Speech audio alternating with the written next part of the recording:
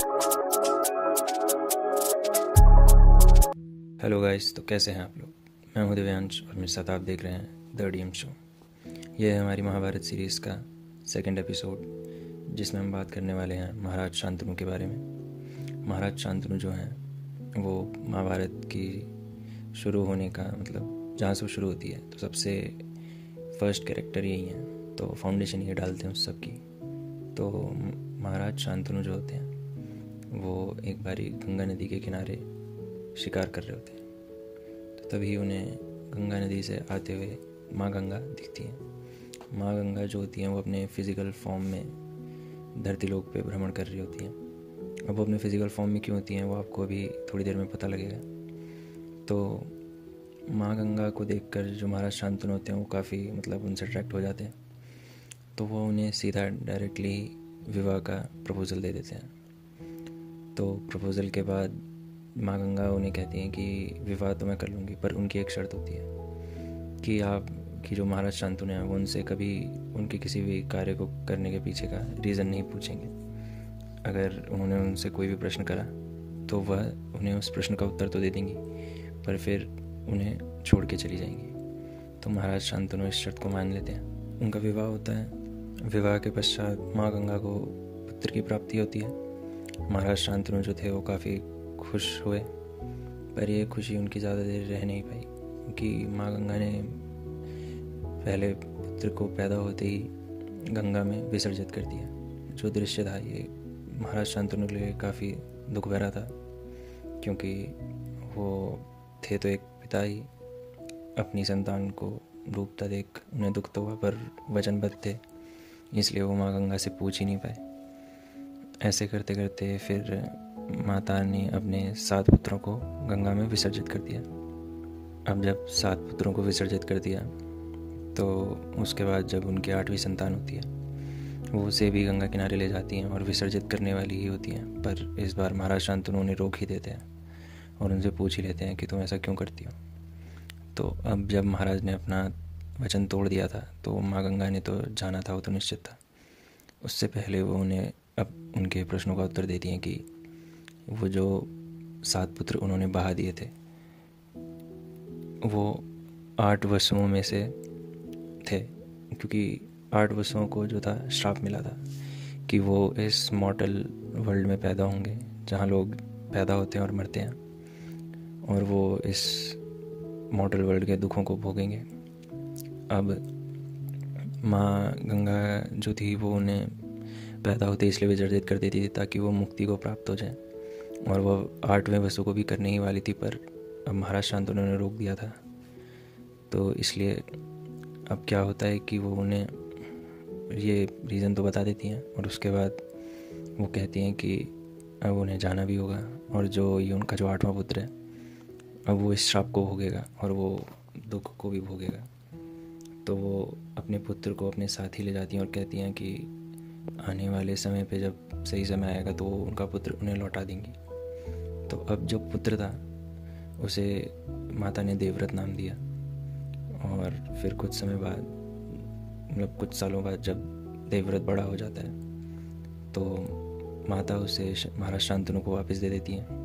देवव्रत जो थे अब वो काफ़ी मतलब बड़े योद्धा थे, क्योंकि उनके गुरु जो थे वो भगवान परशुराम थे।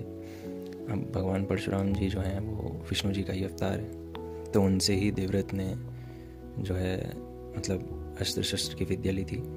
तो वो भी काफ़ी पारंगत थे इन चीज़ों में, मतलब काफ़ी मतलब नेक्स्ट लेवल योद्धा थे। उस टाइम पे उनसे ऊपर शायद ही कोई योद्धा था। तो देवव्रत जी वापस आते हैं। अब देवव्रत जो थे वो क्राउन प्रिंस थे। महाराज शांतनु के बाद उन्होंने गद्दी पे बैठना था। तो एक बारी महाराज शांतनु जो है वापस नदी के किनारे भ्रमण कर रहे होते हैं। वहाँ पे उन्हें माता सत्यवती दिखती है। अब जो सत्यवती हैं वो मछुआरे की बेटी होती हैं, तो महाराज को सत्यवती भी पसंद आ जाती है। तो महाराज जो थे वो सत्यवती के पिता के पास जाते हैं रिश्ते की बात करने।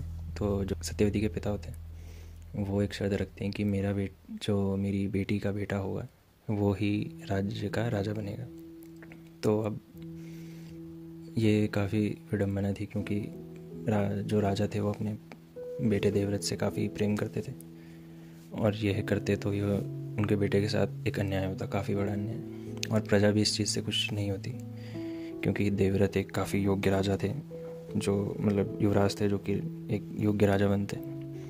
जैसे आप बाहुबली का सीन समझ सकते हैं। बाहुबली में अब जैसे जो बाहुबली होता है बल्लाल देव से ज़्यादा योग्य होता है, पर जब उसे राजा नहीं बनाते तो प्रजा दुखी हो जाती है। उसी प्रकार कुछ सीन था, पर अभी उसमें यह था कि अब उस समय भल्लाल देव कम से कम था, तो अभी भल्लाल देव पैदा ही नहीं हुआ और उसके लिए भी सीट रिजर्व करने की बात चल रही है। तो फिर महाराज दुखी होकर वापस आ जाते हैं।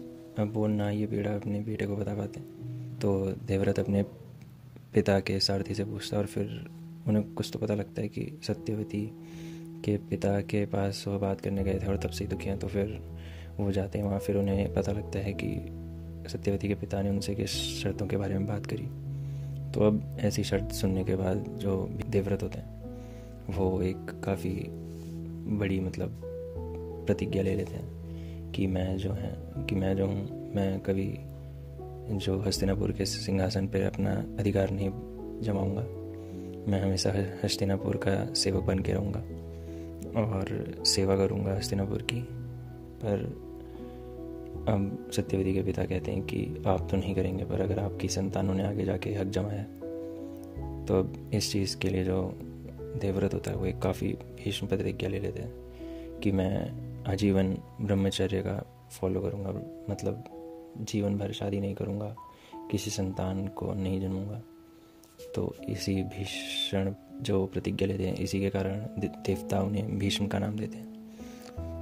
अब ऐसी प्रतिज्ञा जब वो ले लेते हैं तो उनके पिता भी काफ़ी दुखी होते हैं कि मेरे बेटे ने मेरे लिए मतलब एक तरीके से ये अपना वंश ही ख़त्म करने की बात हो गई। अब भीष्म ने अपना वंश ही ख़त्म कर लिया था उनके लिए। तो अब शर्त तो क्योंकि भीष्म ने मान ली थी, तो उनके पिता उनसे खुश होकर उन्हें इच्छा मृत्यु का वरदान देते हैं। इच्छा मृत्यु यानी कि जब वो चाहेंगे तभी वो मर पाएंगे, कोई भी उन्हें मार नहीं पाएगा। तो अब सत्यवती और महाराज शांतनु का विवाह हो जाता है। तो महाराज शांतनु के 2 पुत्र हुए, चित्रंगद और विचित्रवीर्य। और जब यह छोटे ही थे तो महाराज शांतनु का निधन हो गया। तो ये था हमारे एपिसोड 1 में महाराज शांतनु के बारे में। अब आगे चलकर आपको आने वाले एपिसोड्स में ये पता लगेगा कि आगे क्या हुआ चित्रंगद और विचित्रवीर्य का और भीष्म का, क्या किसके आने वाली लीनेज जो है वो महाभारत का इतिहास जो था उसे रचेगी। तो अगर आप यही जानना चाहते हैं तो चैनल को सब्सक्राइब करें ताकि, और बेल आइकन को दबाएं ताकि आपको नोटिफिकेशन आए मेरे अगले एपिसोड्स का और आप जान पाएँ आगे क्या हुआ। तो जानने के लिए बने रहें मेरे साथ। तब तक के लिए टेक केयर।